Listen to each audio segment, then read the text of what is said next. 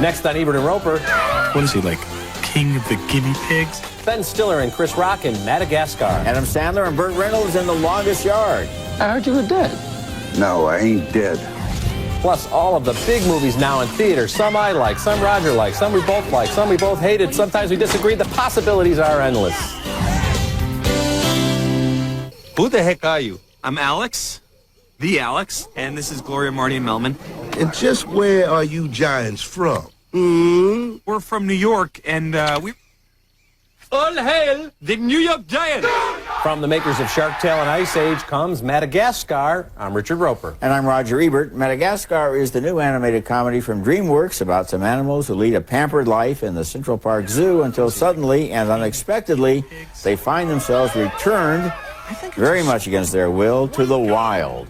As the movie opens, Alex the Lion, with a voice by Ben Stiller, is basking in glory as the star of the zoo. It's showtime.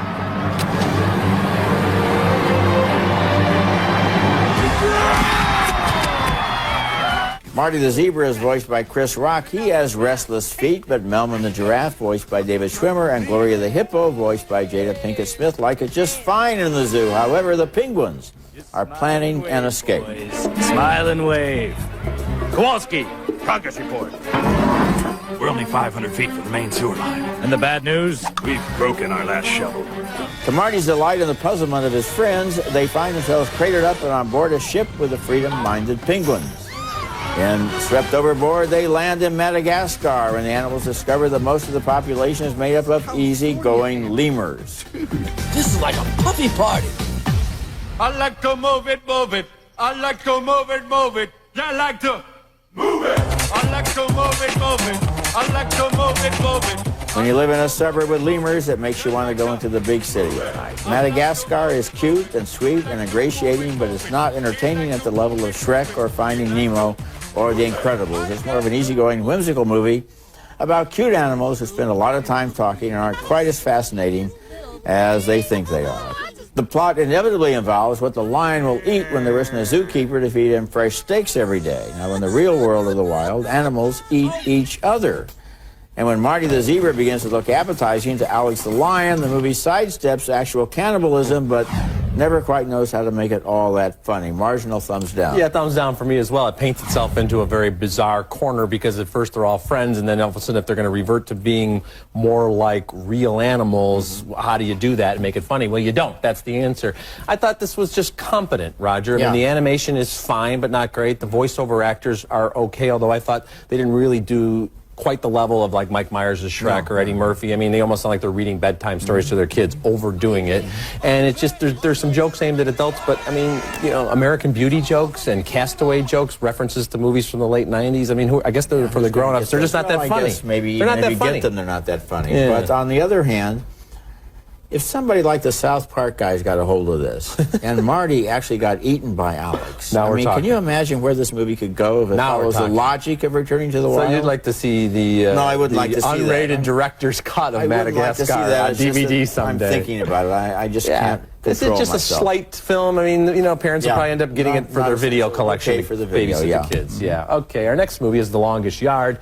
This is a remake of the gritty and very funny Burt Reynolds vehicle from 1974. This version stars Adam Sandler in the role of quarterback-turned-convict Paul Crewe, and that is not an upgrade. Now, I believe Sandler is a hockey player turned gonzo golfer in Happy Gilmore, but here he looks, sounds, and acts nothing like an ex-jock.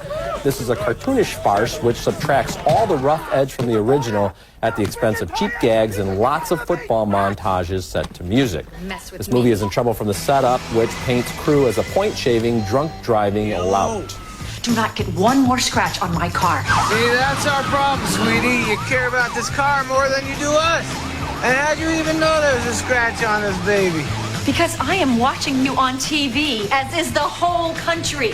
Well, I hope they like this. What is funny about that? This jerk should go to prison. But once Crewe gets there, we're immediately thrust into the guards versus inmates football angle. The inmates seem to have the run of the joint, coming and going as they please. It's more like a fantasy football camp than actual incarceration. The more prone to violence that the inmate is, the more stars it gets. 5 stars is the max. I didn't know that. Yeah. Wow. Well, half a star. That's got to be a mistake. Check it again. Check it again. You're about as maniacal as a box full of kittens. Come on, that's not. And hey, there's Chris Rock in another forgettable movie role, and Reynolds himself, who actually might give the best performance in this watered-down version of his old film. The practice scenes leading up to the big game are the movie equivalent of running out the clock.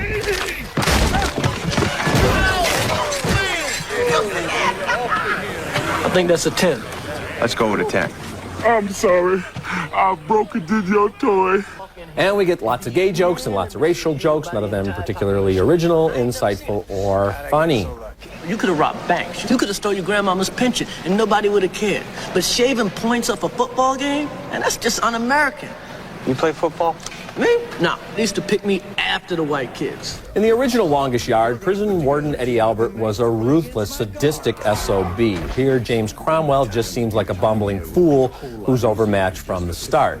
Now, as in the original, many of the inmates and guards are played by real former athletes. This time it's Brian Bosworth and Michael Irvin, among others, but everybody acts in a sitcom style that mirrors Sandler's lazy and broad rhythms. Adam Sandler has proved he can act in films such as Spanglish and Punch Drunk Love, but this time he really just seems to be phoning it in. There's not even much of the inspired, if often irritating, slapstick lunacy we got from some of his earlier comedies. The Longest Yard is a Division III imitation of the original. Thumbs way down for me. Thumbs marginally up for me.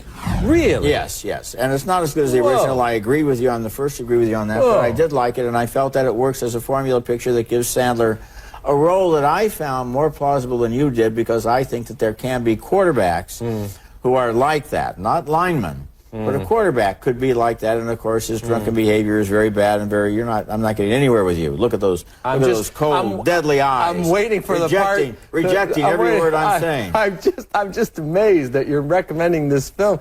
I mean, Roger. Marginally recommending that. It's just fun. We get about six guys in the prison who are the same dumb kind of character. The convicts look kind of like they might be convicts. The game looks kind of like it might be a game. Convicts. You got cheerleaders who are making their own outfits. I don't know where they're getting the material from this. I mean, it traffics in the broadest type of comedy. Yes, it does. There's no attempt for any kind of real menace. You don't feel like this prison warden really is a No, but it's not that kind of a dark, movie. I'm not looking for a dark, menacing prison movie. So it's a wacky, lovable prison I'm looking for a wacky, movie. lovable prison movie, and I found one. Coming up next, Mercy. Darth Vader loses the Force in Star Wars Episode 3, Revenge of the Sith. Plus, we'll take a look at some of the biggest movies now in theaters. Okay, we've covered the 2 major films that opened in theaters this holiday weekend, so now Richard and I are going to go back and take a look at some of the other big films that are now in theaters. We're going to kick it off with Star Wars Episode 3, Revenge of the Sith.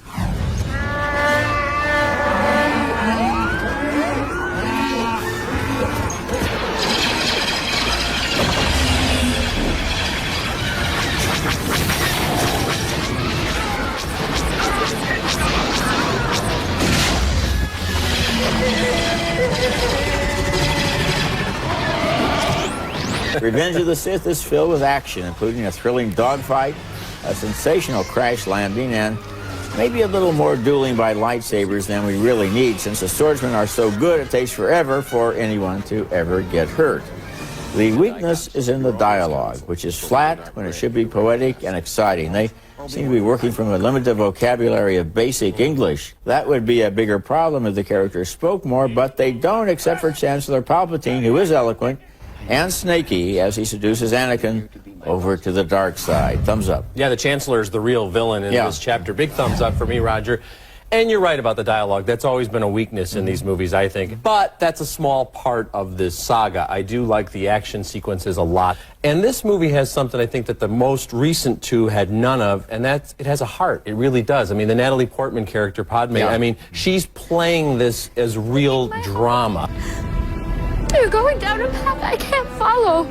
She's seeing the man she loves go to the dark side, and it's really breaking her heart, and that feels authentic. Yeah, the last third of the movie is stronger because of that emotional content. Yet at the same time, I wish that, you know, in a way that he would have pumped up the dialogue a little more. You have people saying things like, they're worried about you. They think you're under too much stress. Yeah, I mean, come on. There's just absolutely pedestrian, clunky dialogue. Yeah, maybe they should have brought somebody like David Mamet in to punch it. David Mamet could have punched up the screenplay. Sam Jackson is such an eloquent actor, and here he's just kind of intoning. That's just a weakness of the But of the recent series. Star Wars movies, I think this is the best. Yes, I actually is, think yeah. it's the best one since Empire Strikes Back. Well, maybe the third best out of the 6 in the franchise. What this one does is it goes back to the great tradition of space opera and action and science fiction, and gets out of those long dialogue passages that were not only badly written but also endless. And as you mentioned, of course, the suspense isn't quite all there because we obviously know what's going to happen, but that also gives certain scenes a lot more resonance. Well, the scene where Anakin turns into Darth Vader and how that mask is applied, powerful that's stuff. a good scene. So, 2 thumbs up for Star Wars. But I don't think you should be butting in when I'm talking to my team. You're my assistant, okay? You're supposed to back me up and go get me juice boxes when I tell you. Now go get me a juice box. You know who you're talking to? I'm talking to the juice box guy. You're crazy. I'm not crazy. I'm just thirsty. Kicking and Screaming is a slapstick farce with a weird subplot about Farrell's addiction to coffee. And you know, as much as I love Robert Duvall, he looks and sounds awfully old to be winning any physical competitions at this point. Still, he's a game counter-puncher to Farrell and to Mike Ditka, who at the very least should get a sitcom deal out of this performance. Thumbs up. Yeah, you know, Ditka is playing himself, and playing himself as nobody else could, and he gets laughs out of just turning and looking at Will Ferrell. Yeah, they have a lot of As fun. if to say, you know, without using the words, do you know who I am? Yeah, do you know who you're talking to? And, of course, he hates Duvall. And so that's why he agrees to become the assistant coach, although he has a great double take when he hears he's going to be the assistant coach. On a youth league soccer team. You know, you're right about one thing. We saw that movie and reviewed it a couple of weeks ago, Down in Derby, about the fathers completely dominating their kids in that sport. And it happens again here. It almost makes you think maybe kids should be the coaches of their own sports. Well, possibly so. Yeah. This one, actually, compared to that movie, maybe is even a little more realistic. But really, it's just a chance for Will Ferrell to do have fun. what he's very comfortable doing. Although it is interesting to note that he can do it in R-rated fare, like Old School, and be very funny. Yeah. This is a PG movie, and I think kids, they really like that Will Ferrell persona. There's something big and cuddly and lovable about him. He's very goofy. I just saw a list of the new top 10 stars at the American box office, and he's on it. I mean, he has moved up that quickly, and you know, he has 9 films in the pipeline. Oh, well, at least he's keeping busy. So this is a guy who's keeping busy. Yeah. Right. Later in the show, Paris Hilton doesn't dare visit the House of Wax. And next, Jennifer Lopez and Jane Fonda star in Monster-in-Law.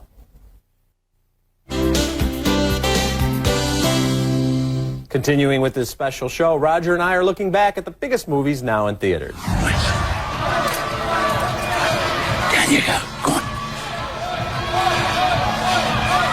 What's wrong with you? I don't want to hurt people anymore. Excuse me?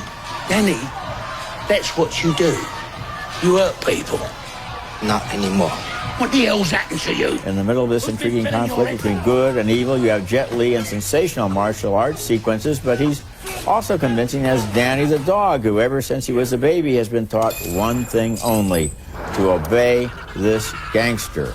The end of the movie adds one more twist. What happens is what we expect, all right, but certainly not how we expect it to happen. Thumbs up. Thumbs down for me. Oh, no. It's just too bizarre for me, Roger. And, you know, this guy, Danny the dog, who's out there in all these martial arts scenes, which I think, by the way, are not that interesting or creative. It's the same stuff as we always get, where the henchmen come up to him one by one so he can pick them off one by one. Choreographed. Yeah, well choreographed. Well, Jet Li's a great action star. But, you know, he's out there all the time in the streets of Glasgow and God knows where else doing the dirty work for this Bob Hoskins can't character. ask that question. I just not did. fair. Wouldn't It's somebody not fair. Wouldn't somebody at It's some point against the say rules. there's a man dog on the loose? Nobody would make that call. Nobody would drop Just a dime like on the man dog. When there's a chase in L.A. and 5,000 cars are destroyed, you never turn back. You know, I actually in an action picture, you kind of have to let it happen. Yeah, but you're saying that they played it for real, so I can't ask that question. They and play the Morgan Freeman characters character, sincerely. you know, I mean, it's not supposed to be a realistic film. Well, in the wise blind piano teacher tuner guy, I thought that was ridiculous. And the actress playing Morgan Freeman's stepdaughter, I think, is just horrendous. She's terrible in this thing, and she sends it off in a whole different direction. Goodness. So it's an interesting mess. But I can't recommend it. What are you saving up for a bad martial arts movie? Well, I'm sure we'll find out sooner rather than later. This isn't over, not even close, girly. Well, bring it on, Grandma. We also have cliched characters such as the wise-cracking assistant, overplayed by the usually funny Wanda Sykes. Really, though, the great bulk of this movie is about Jane Fonda and Jennifer Lopez trying to humiliate each other in slapstick fashion simply because the clunky script requires it. Viola is such an over-the-top creation, and Fonda strains so hard to sell these jokes, but the scenes are just humiliating for everyone involved. Jane Fonda waited a decade and a half to do movies just so she could splat face down in a plate of tripe. Mercy! Thumbs down. Mercy, thumbs down for me too, but not for Wanda Sykes, who was very funny in this movie. Yeah. And the thing is, you see, a woman like the Fonda character wouldn't have an assistant like that if she were really the person that the movie wants us to think she is. Okay. Because she wouldn't hire somebody to insult her all the time. No, she probably and wouldn't. The fact is, the Fonda character is never made as evil and vicious as she should be, because I think Fonda is basically a decent person, and she keeps pulling back. I guess if you went in a different direction and made this a real dark War of the Roses type of comedy where you had her doing really vicious things, that might have been interesting. This really played like a really bad sitcom from 40 years ago. This one has its teeth pulled. I mean, it doesn't want it wants to. They want to go through the motions of fighting and still be likable the whole time. And you know what's going to happen. And obviously, without giving a ton away here, you're going to have at some moment where they're either going to have to reconcile or kill each other. Why does she want to marry that guy? It feels so he proposes marriage to her in front of his own mother. He is one of the dumbest doctors in the history of movie doctors, because he has no idea what's going on. And just to get him out of the way, too, they have that classic thing, oh, he's got a medical conference. He's not going to get his hands on me. He has no idea that his mother is apparently insane. Yeah, he's insane, too. It'll be fine. I'm going to throw up. Ugh. Oh, my God, I hate you.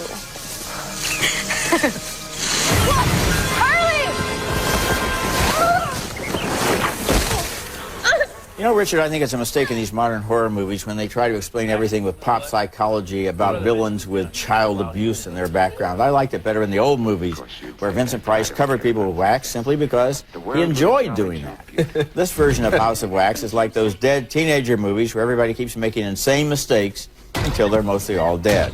Paris Hilton is getting some bad reviews for this movie, but I say they're picking on her. She's perfectly adequate as a screaming blonde who runs around in red underwear. Wouldn't you agree? Well, the red underwear, that's a little overdressed for Paris Hilton compared to what we've seen her in other movies, but you're right, people are picking on her. She's fine as a secondary role. Chad Michael Murray and Alicia Cuthbert are the stars of this film, and I think they're excellent. Roger, I'm giving this movie thumbs up for a lot of the reasons that you were criticizing it. I think it knows. It's having fun with the dead teenager genre, if you will, where the kids do all the stupidest things and they keep saying, you stay here, let's split up, and all that great stuff. It's kind of knowing about that. It may be.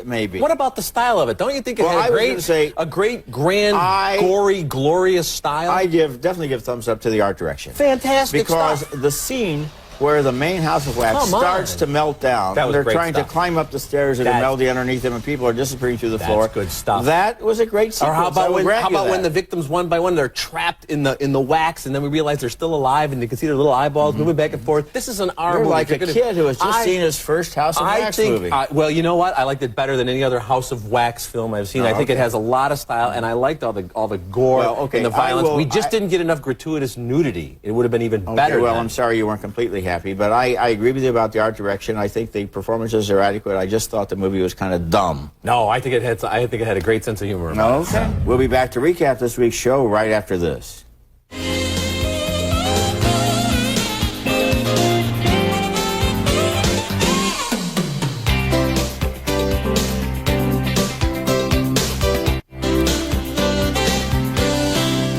That room has some nifty little sinks you can wash up in, and look, free mints. This isn't a field trip, Melvin. Okay, recapping the movies on this week's show. 2 thumbs down for Madagascar. We split on The Longest Yard. Yeah, because I said it was terrible and you said it was worth seeing. Let's make sure we know where that split is coming from. I said it was marginally worth seeing, and it is. 2 thumbs up for Star Wars Episode 3, Revenge of the Sith. 2 thumbs up for Kicking and Screaming. We split on Unleashed. Yeah, you like that one too. Yep, and 2 thumbs down for Monster-in-Law. And we split also on House of Wax, the one that you recommend. Yes, I'm sticking by that. I will not let that review melt like wax. It's worth seeing. Next week, we'll be back with reviews of Russell Crowe and Renee Zellweger in Cinderella Man, and Heath Ledger in Lords of Dogtown. Visit our website at ebertandroper.tv or at movies.com.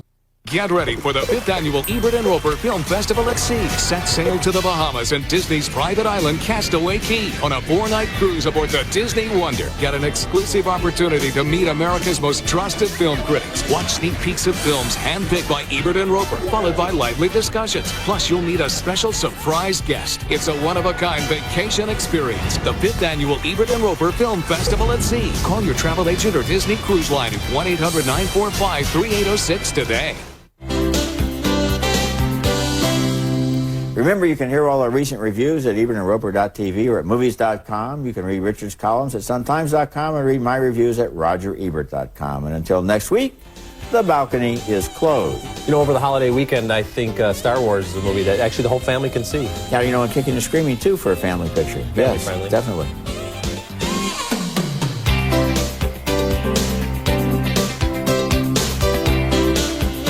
We're so sure you'll love Feline Pine cat litter. We'll give you your first bag free. Go to felinepine.com for details. Feline Pine, the healthy cat litter, perfected by nature.